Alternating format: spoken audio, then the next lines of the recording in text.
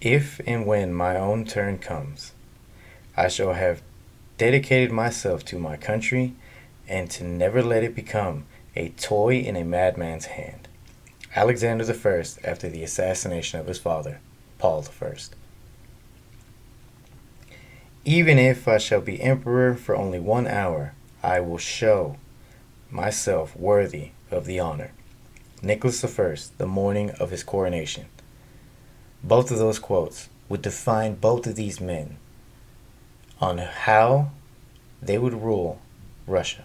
From 1823 to 1856, Nicholas I's reign came at a time where there was many uncertainties for the Russian people. In his 30-year reign, he not only established Russia as a viable power in Europe, but he reformed Russia into a more free and educated society. Before I get into any details of who Nicholas I was, I should really look at his family lineage first and show you where his mindset came from. Nicholas I is the third son of Paul I and the grandson of Catherine the Great. I will go into more detail of who Catherine the Great was because she earned that title of the Great. And to be considered the Great in a long lineage of this Romanov dynasty, it says a lot about you because it was mainly ruled by a lot of men. So for Catherine the Great to earn the title of the Great alongside Peter the Great speaks volumes of who this woman was. But she was very much hated by her son, Paul I. He never liked his mother. He hated every reform in which she brought up. And he spent the entirety of his whole regime undoing everything that his mother did. He even made it illegal for women to ever become czar again. And it was a very baffling reasoning, but that's just how much he hated his mother. Paul I always loved playing the soldier. For some reason, he just loved to be able to dress in the uniforms of the army, and he made many reforms to try to modernize and build the army up. I mean, he played dividend later on in the Napoleonic Wars, but he liked to play too much. I mean, to be a czar, in my opinion, you have to be more for your people, not for yourself. Another thing that a lot of historians get with Paul I is that he was considered psychopathic.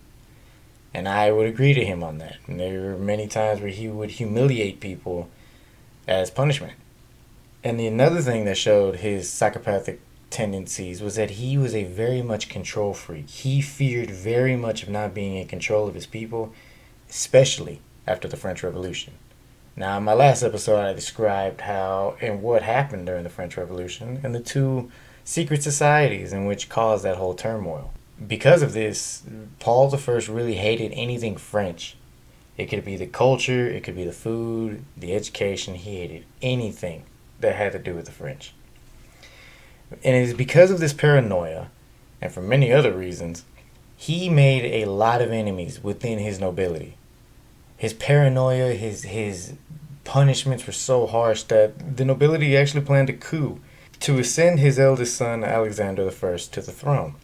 Now, this was all crazy at this point. To plan a coup against the Tsar is like you're planning a coup against God's appointed king of the people.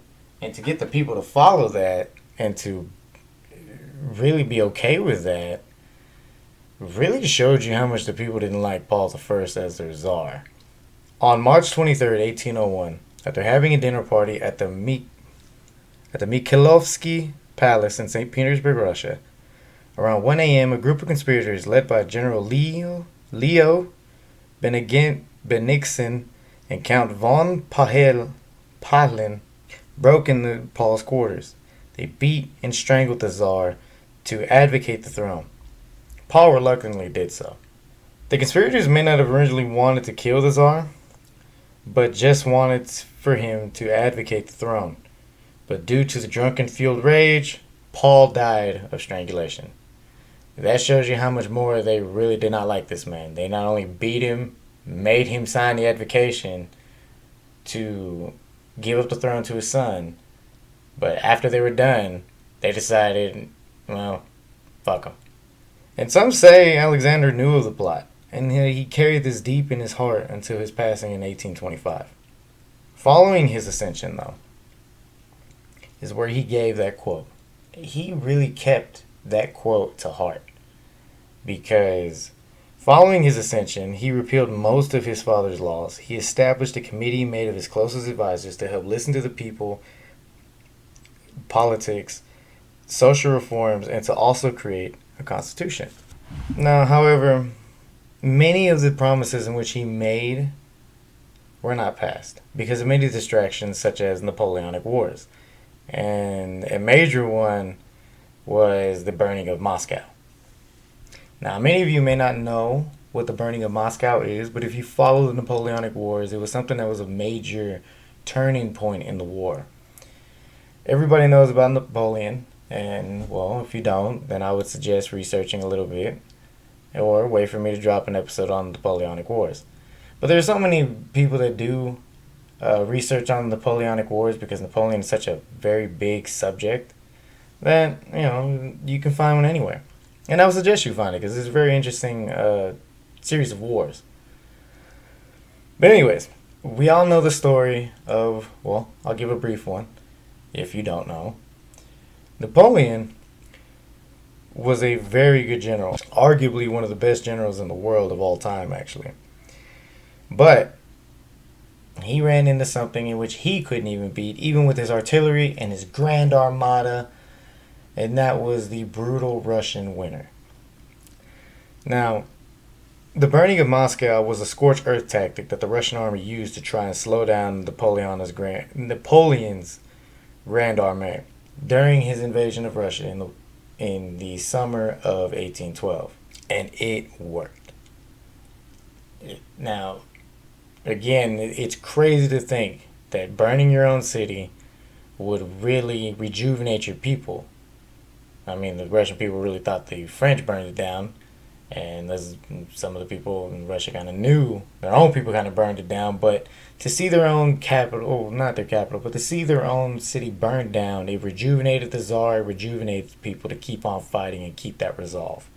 It also ended all hopes for Napoleon taking Russia. Because of the fire, Napoleon had no shelter and had little to no supplies for any of his troops. He was hoping that they would keep the towns open and they would be able to pillage and take what they want to feed this grand army. That couldn't happen. And by the time he realized this, it was already too late. By the time he started the trek home on November 4th, snow began to fall in Russia. 2 days later, the temperature dropped below freezing. You got to think, it is a long trek. I think it's almost close to maybe 700, maybe close to 1,000 miles. I may be over exaggerating it a little bit, but it was a long trek back home from Moscow all the way back to freaking Paris. And to do that in the middle of winter with no supplies, no shelter to speak of whatsoever, many died. But this also showed the determination of Alexander I and to help the Russian people beat Napoleon in the Battle of Berendino and end the invasion of Russia. Alexander took to heart the idea of ruling for the people and that their happiness was the most important thing. Nicholas I was at attendance at the Battle of Berendino, agreed with this same ideology. From a young age, Nicholas viewed Napoleon as a hero since he brought about the triumph of order over anarchy. Now, this is something that a lot of people would think, well, why is he viewing him as a hero? Well, at the time, Napoleon, when the French Revolution was going on, he brought stability to a nation in which it hadn't seen it since the beginning of the French Revolution, which started in 1789 and did not end until almost 1798, 1799.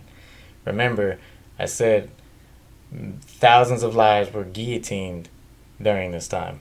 And when Napoleon basically became the dictator over France, he ended all that and brought a level of stability to the nation.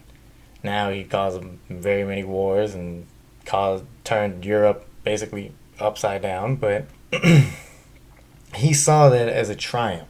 Now, with him saying that, his mother really, really did not want her sons to be drill masters.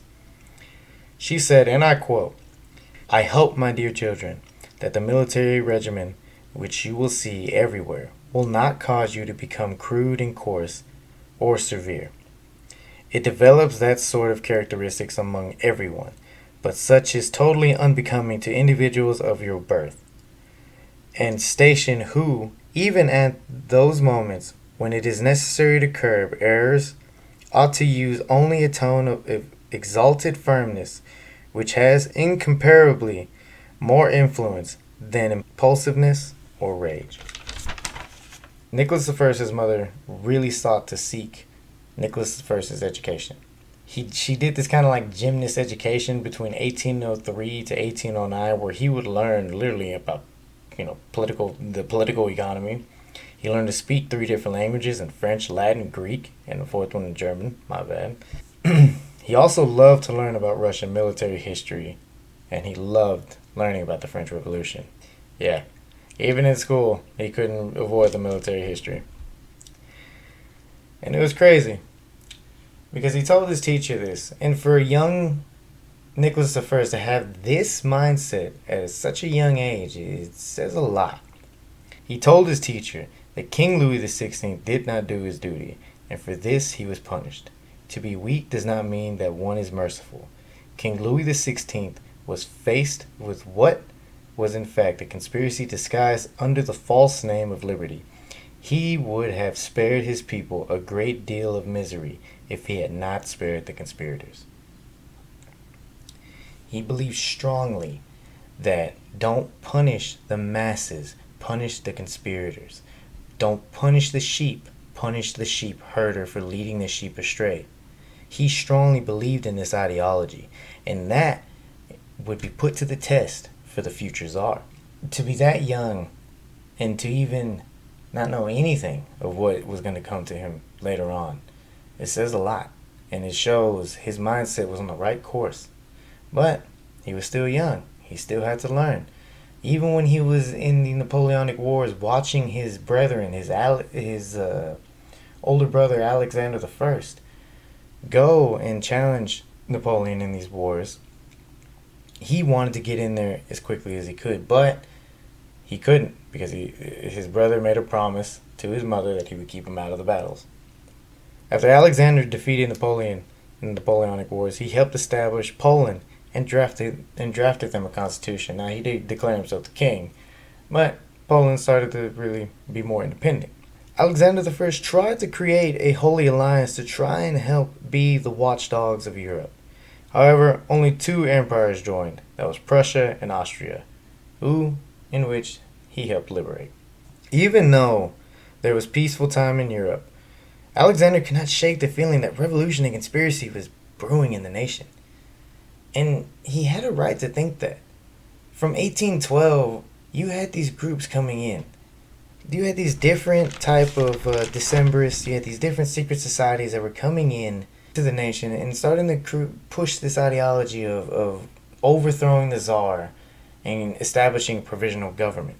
There were 2 societies in which were already revealed, and that was the Northern Society and the Southern Society. And it's kind of crazy because they have some correlations to the Freemasons. The Northern Society had to be reformed many times throughout its establishment in 1816. Like I said, it wanted to create a constitutional government and to end serfdom. That was the Northern Society. The Southern Society just wanted to abolish the monarchy and redistribute the lands. So basically, they just wanted to get rid of the monarchy altogether and give the land back to the people. Both seemed to share the same ideologies, as did the French revolutionaries did. Even with this feeling, Alexander started to lose his confidence in keeping the people happy. The doubts were reinforced when he toured the countryside and saw its condition.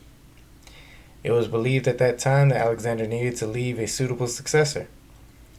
At first he wanted Constantine Papovich to rule. However, the Grand Duke refused.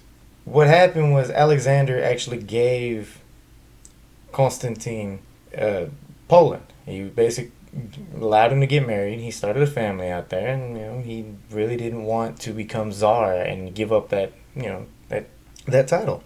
So, in secret between these two, they came up with a secret decree in which Constantine would give up all rights to the throne to his younger brother, Nicholas I. No one, except for Alexander I and Constantine, knew of this decree, and no one found out about it until the death of Alexander I on November 19th, 1825. Now, when I give these dates, you will have to look at, I'm not using the modern calendar. The Russians actually use the old style or the old style calendar. So their times are maybe about 2 weeks before any of the modern dates have it. So if you hear my dates, I'm using their style of calendar, not the modern one. So you'll have to excuse if the dates are miscued. They're really not miscued. It's just that's how the Russians dated it back in the time. Alexander died of typhus while on a trip to southern Russia. It was a crazy time because it was kind of out of nowhere. Now, this is where things start getting interesting. When Nicholas I first heard of Alexander's death, he instantly swore his allegiance to Constantine. Instantly sent out a letter to him to tell him the news and to tell him he must return to the capital in order for him to be crowned Tsar of all Russia. But what Nicholas didn't know was of this decree until Constantine sent a letter back basically stating that he is now the Tsar and that he is supposed to take over the throne in succession for Alexander I. At first, Nicholas didn't believe this. So for 3 weeks, Russia had no Tsar. So it was kind of in a very vulnerable state, if I had to say so. But within these weeks, the Decembrists were starting to plot. They were plotting their move.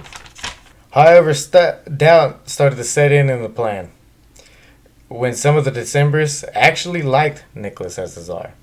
When a conspirator approached General S.P. Shipov for support, he bluntly refused. He told Prince S.P. Trubetskoy, which was the leader of the Decembrist rebellion, or the Decembrist revoltists, that Nicholas was an enlightened European, while Constantine was a malicious barbarian. With that, it showed the loyalty and the love in which people had, not only for Nicholas I, but for the Tsar. And whichever the family decides that they're going to take it and who is going to be the successor, the people were going to follow what the Tsar was going to say. It was going to be hard for the Decembrist revoltists to really try to get people to back it, and they had nobody to back them. Even their own conspiracy leader said this, and I quote, "This is a hopeless undertaking from which nothing but ruin will result." However, even with few allies, the Decembrists still went ahead with the revolt. On the night of December 13th, 1825, Nicholas I stayed up until midnight, waiting for his brother, Konstantin Pavlovich, to show up so they can make the coronation official. Nicholas I was very detail-oriented with that. He was basically wanted everything written, he wanted everything official, but his brother never arrived. When the clock hit midnight, Nicholas knew that he had to address his council. He would famously say to these people, "Today I request you to take the oath. Tomorrow I shall command you." Nicholas had an idea that a revolt was going to take place. He just didn't know when or who was leading this revolt. Now, a lot of people would take the statement that he made as like, oh, I mean, he sounds like he's really just trying to demand respect and this and that. And it's like, no, he already knew about the revolt. Many of the Decembrists actually revealed the plot to Nicholas I. So he already had an idea. He just wanted to know who's going to be loyal to him and who were the ones that were going to betray him. Remember, he wants to take out the conspirators, not the sheep, not the followers. And in that one statement, he basically set the tone to his council of how the relationship with them is going to work. The following morning, Nicholas I would address his troops. "After this, you will answer to me with your heads for tranquility of the capital. As far as I am concerned, even if I shall be emperor for only 1 hour, I will show myself worthy of the honor." With that one statement, it's showing that he really is trying to earn the respect of his people. He's trying to earn the respect of his troops, because even within the army, a lot of the regiments and a lot of the officers really didn't respect Nicholas I. However, they respected the lineage of the Romanov dynasty, and they respected the status in which the Tsar had.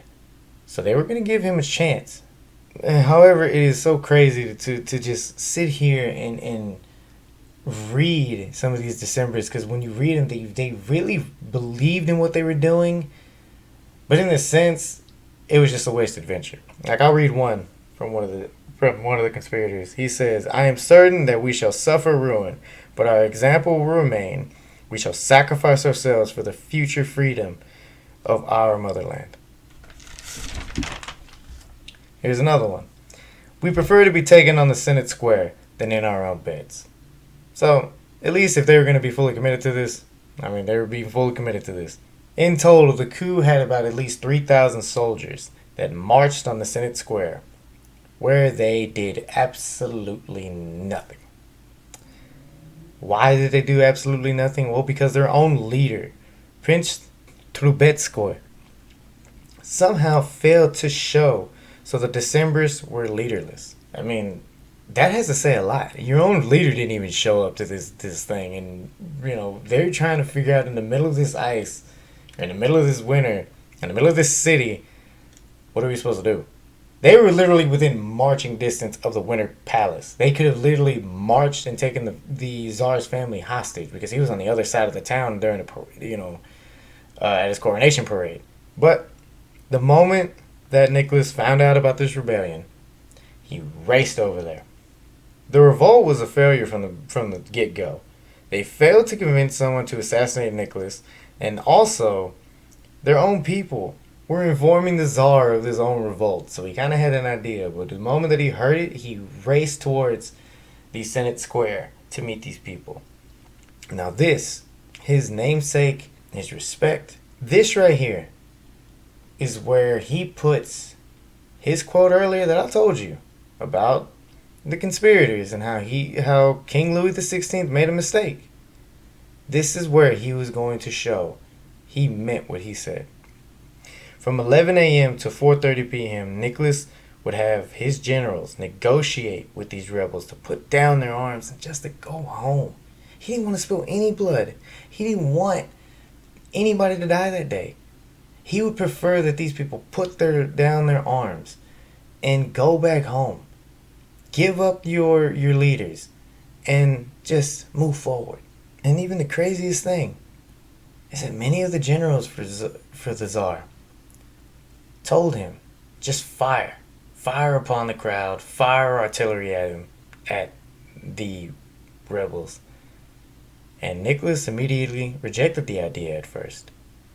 He even looked at one of his generals and says, would you have me spill the blood of my own subjects on the first day of my reign?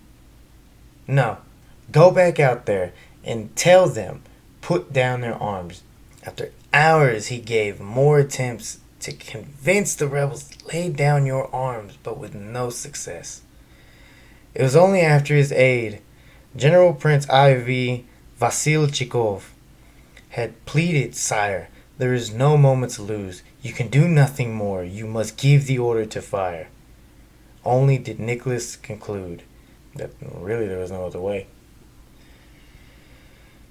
He fired upon the crowd. He fired the artillery. 1,271 people lay dead because of this revolt. And all of it was which the Tsar wanted to prevent. He didn't want this. He didn't want people to die for nothing. He didn't want to be the reason that many of his subjects were killed in the Senate Square. He just didn't want that.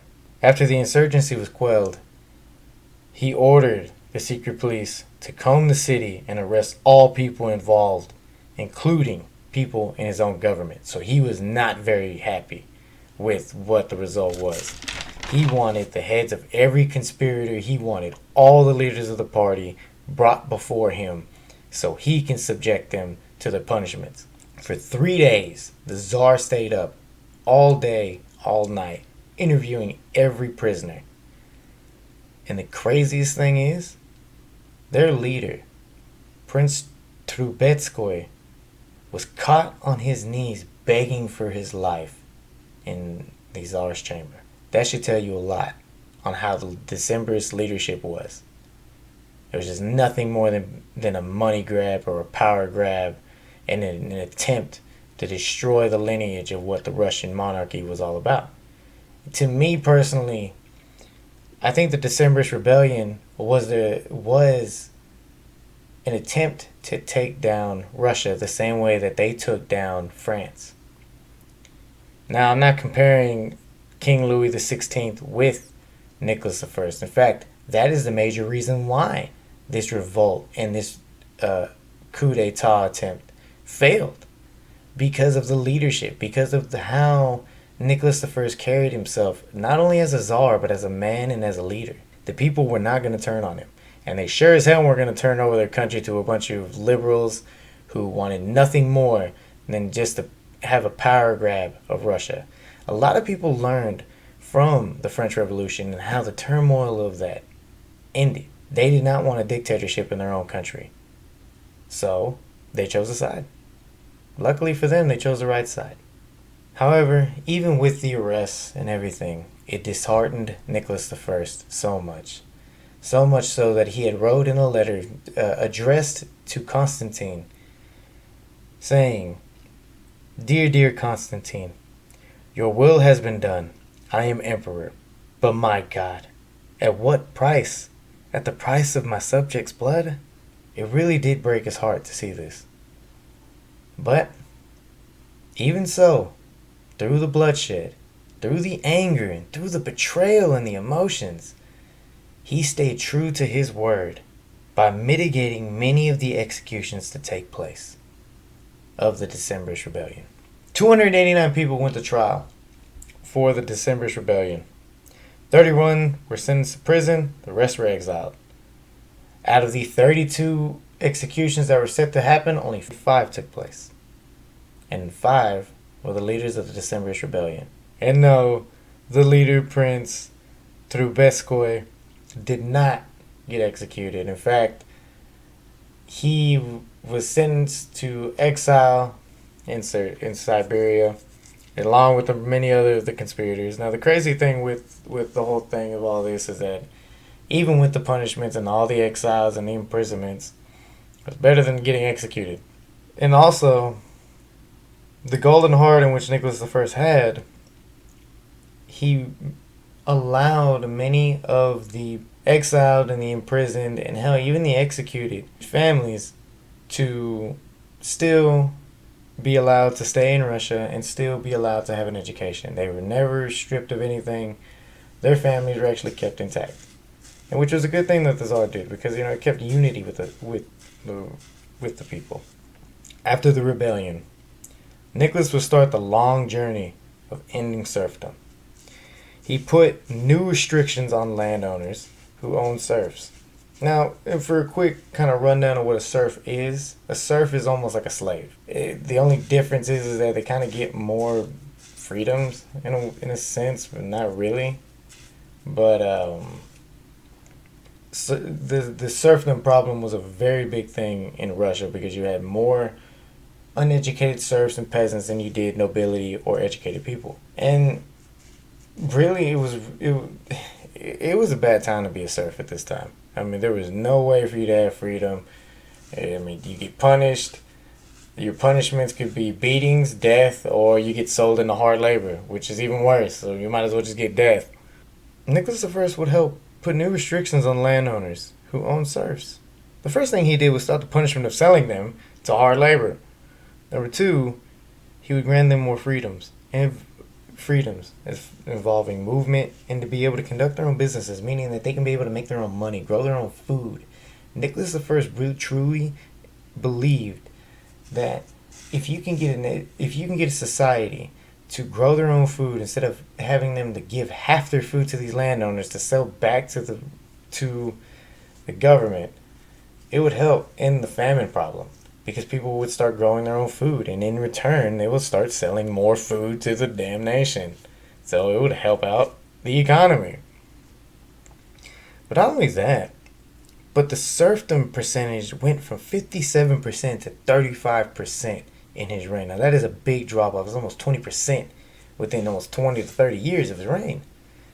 I mean, this is unheard of.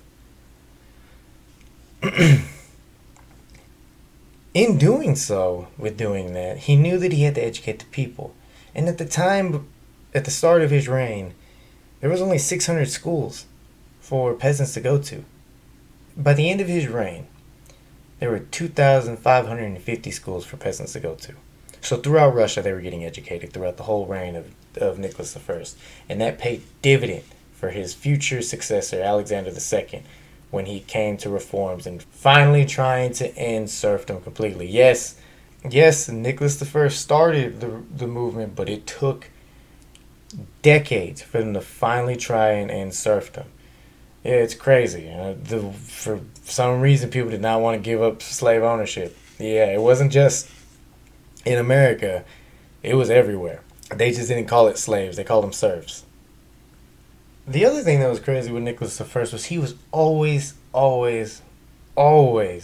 down to listen to new ideas. He was always into listening to new philosophy ideas, to new educational ideas, to innovations to try to build, to try to unify the Russian people. And one of them was the railway system.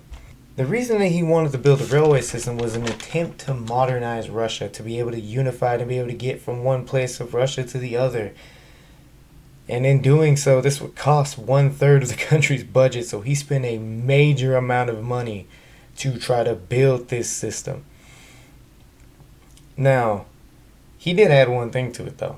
In building this railway system, he changed something to where they could only put Russian cars on these railway systems. Now, this would not pay dividend in the reign of Nicholas I nor in Alexander II, but it paid dividend in World War II, and that was something that I found really interesting.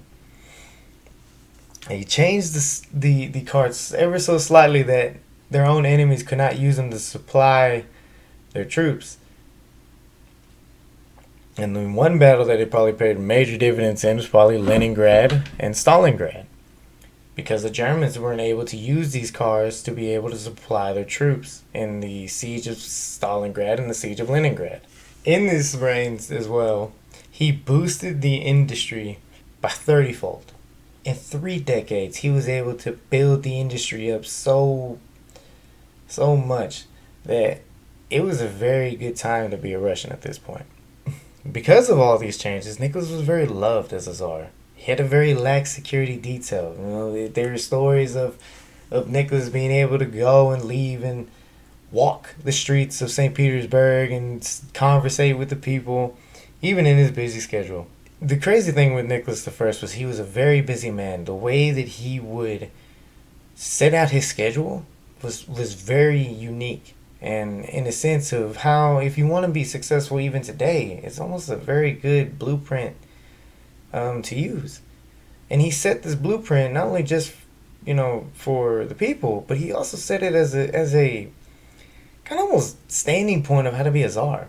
Okay, so he would wake up 8 in the morning, have his breakfast, small little breakfast. He was a very simple man, didn't really like much, but he was very simple in what he ate. From that point, he would, at 9 a.m. all the way to about noon, he would spend his time working. He would have his lenient time and go for a walk in the gardens, go and talk with his wife, maybe read a little book, but he'd be right back at work all the way from 12 to 4:30.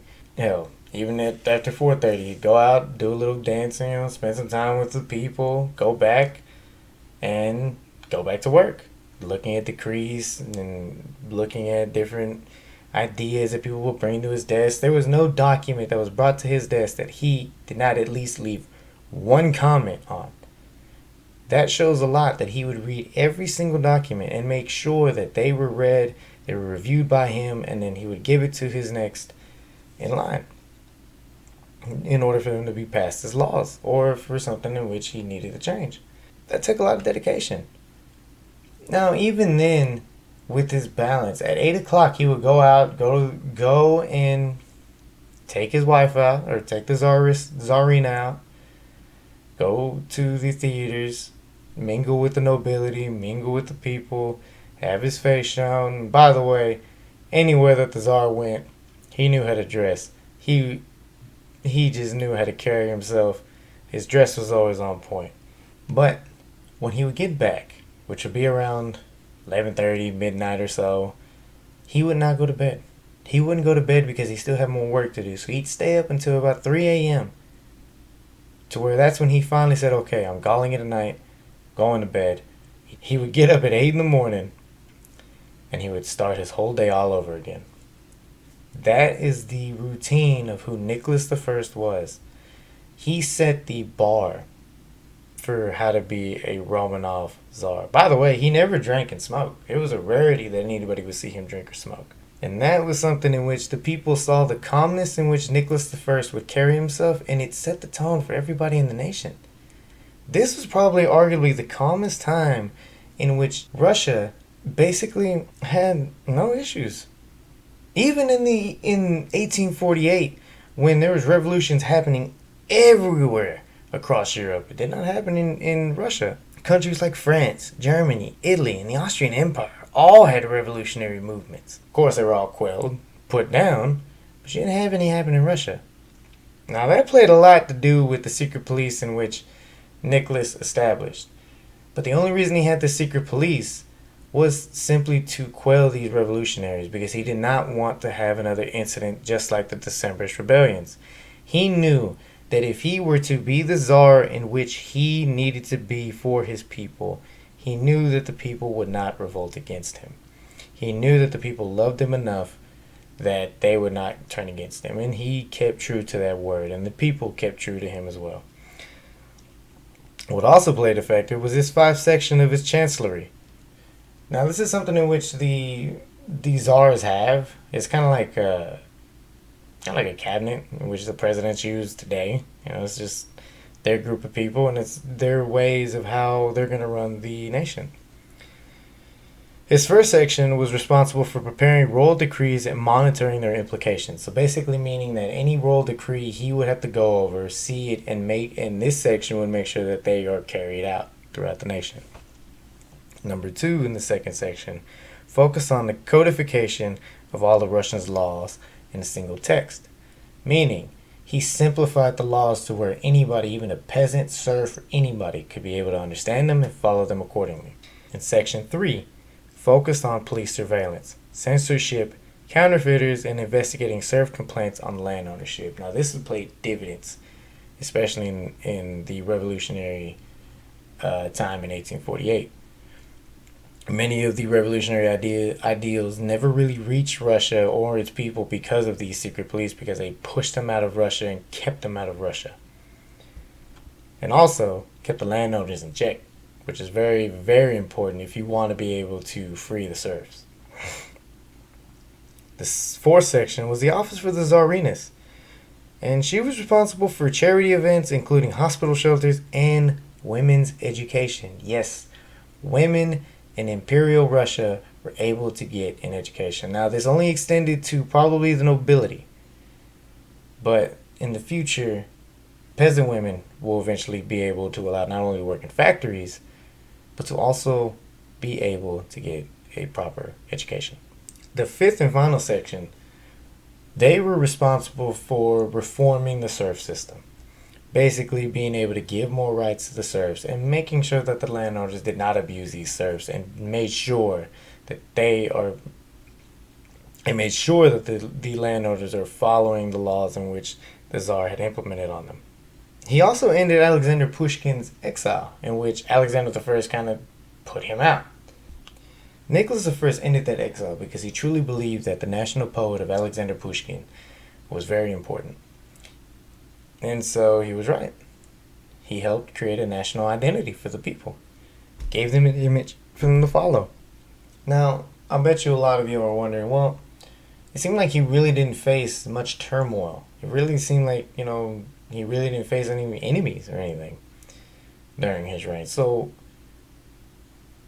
did Nicholas I get into a war, you may ask? Well, he did. And in this war, you would think that this is about something that the Russians did, or the Russians are defending this. Really, it was all about territorial expansion. And the war that I am talking about is the Crimean War. Now, a lot of people will sit there and say that this is Britain and France coming in and trying to stop expansionist Russia from going and taking over the Black Seas and stopping them from expanding so far, and then stopping them from toppling the status quo in which Europe had had for so many years. They really did not want another uh, spark to flip Europe upside down again like Napoleon did in the Napoleonic Wars. However, that was hypocritical as fuck. However, the French and British historians will try to say it was expansionism. The British and the French did not like the fact that the Russians were making their move on the Black Sea.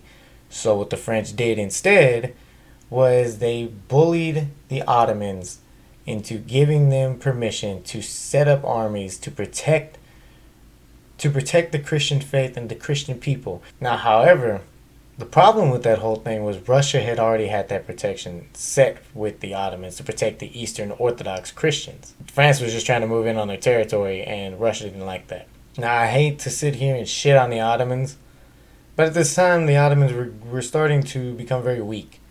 The Sultan was basically giving up power to many different nations just to kind of keep face. And really, in this Crimean War, they tried to make it seem like it was the Russians versus the Ottomans, which it was.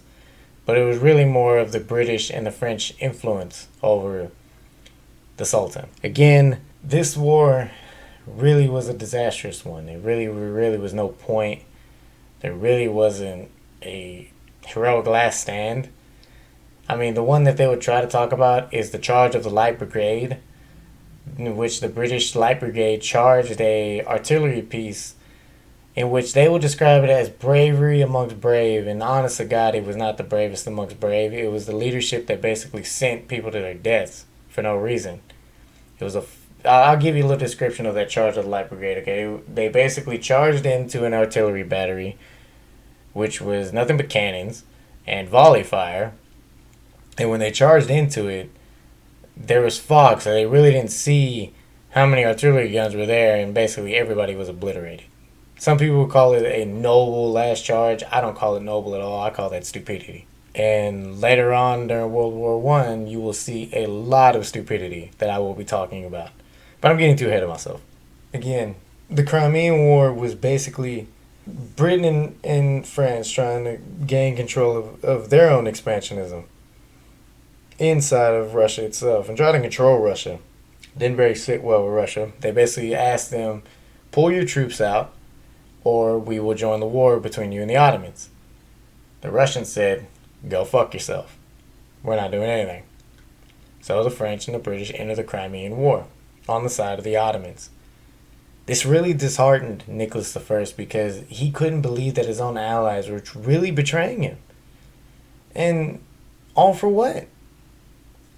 It was unfair because France and Britain, I mean, we already knew what was going on in the 1850s. They expanded all around in Africa. They expanded all around the world.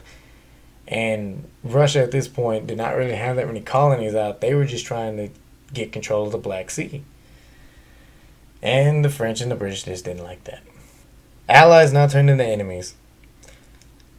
This war was very disastrous. It did not end well for the Russians. Did not end well for Nicholas I.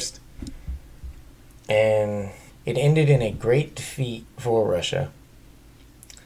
And it disheartened Nicholas I so much that he lost all confidence to be able to win this war.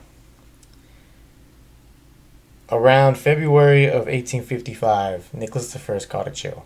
The doctor came to visit Nicholas and advised him to stay home and rest because he contracted pneumonia. Now, at this night, he had a prior obligation to go to a charity event and be there for the people. Nicholas I had never missed any event for his people, no matter what it was, and he wasn't going to start now.